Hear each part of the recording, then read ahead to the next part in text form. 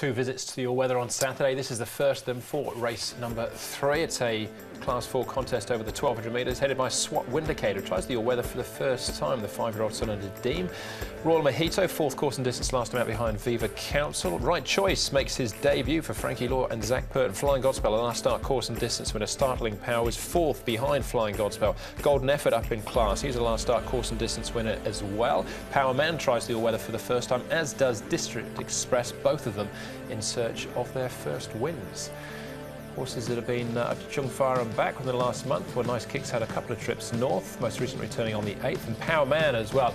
He came back on the 19th of October. He's been back for a while, Brad. I would have thought the place you want to focus on here in the gates is gates 10 and 11, with Golden Effort and Flying Godspell, both trying to really get their engines up and going and cross the field, as Golden Effort did last start, to go on and win, and Flying Godspell obviously drew 9 last start but was able to get up there. If they can cross the newcomer Right Choice, who's got some pace, and Royal Mojito and maybe even Startling Power, they'll give themselves every opportunity again.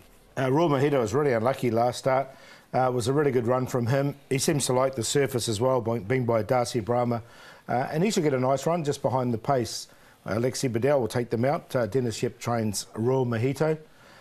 Really like this horse. He's a first starter, Right Choice, and he's going as well. He gallops with Witness Hunter all the time, and he gallops as well as Witness Hunter every time. And if you like Witness Hunter, then Right Choice is definitely a big chance in this race. Goes well on the surface. And District Express, I thought wasn't a bad piece of work from him either. Another horse who hasn't won here in Hong Kong from his 6 starts, but another one that does work well on the surface, and Matthew Poon aboard there. All right, OK, he's getting pretty close to a class drop now, 42. We'll start off, though, with a last start winner, and that's Flying Godspell. Startling Power in behind, finishing 4th on this occasion. He's got a £4 turnaround, though. He does. Startling Power actually had trialled quite well going into this and battled on pretty well towards the end. Flying Godspell obviously had Dashing Gainer to cut down and was able to do that. He was going OK for Me Choi last season. He seems to be going OK again for Jimmy Ting. Yeah, it was a wicked bias on this night, wasn't it? And the horses from the front were all winning, and he was on the front. I thought it was a great run from Startling Power, being wide the whole way. He drew 12, then he's drawn 5, so yeah, he goes in the numbers for me, Startling Power. Yeah, I've left Flying Godspell out as well, because I think Golden Effort will beat him to the rail. And that makes him a little vulnerable for me. All right, that horse in the light blue jacket flashing home as well. That was Dark Knight. Look out for him next time he's on the dirt. Royal Mojito and Nice Kick finishing 2nd and 4th here. Royal Mojito trialled really well on the surface going in and had blinkers on for the first time. He's drawn a more favourable gate, which gives him an opportunity. Calling this race, I thought Nice Kick was going to win it, coming to the home turn, but as Paul mentioned, it was hard to get the leaders, and Viva Council found the front. I thought Nice Kick put in a terrific effort in 2nd. Yeah, really good run from him and a good run from Royal Mojito. Of the two, I put Royal Mojito in because I'm just a bit worried where Nice Kick's going to be in the run from his 7. He didn't map well for me, so I left him out. All right, OK. John Size and Sam Clipton. We do have a first starter, a debutant here in the shape of Right Choice. Let's learn something about him with jockey Zach Purton. Zach, Right Choice makes his debut on Saturday. You've ridden him in his 2 most recent trials. What's he like? Oh, so he's a pretty straightforward horse. He's a bit one-paced. He's just a bit of a galloper. I'm not sure whether 1,200 metres is going to be a right distance for him. I think on the dirt where they roll along and it's a bit more even, it gives him a bit of a chance. But I think in time he's going to be more like a miler and maybe possibly further.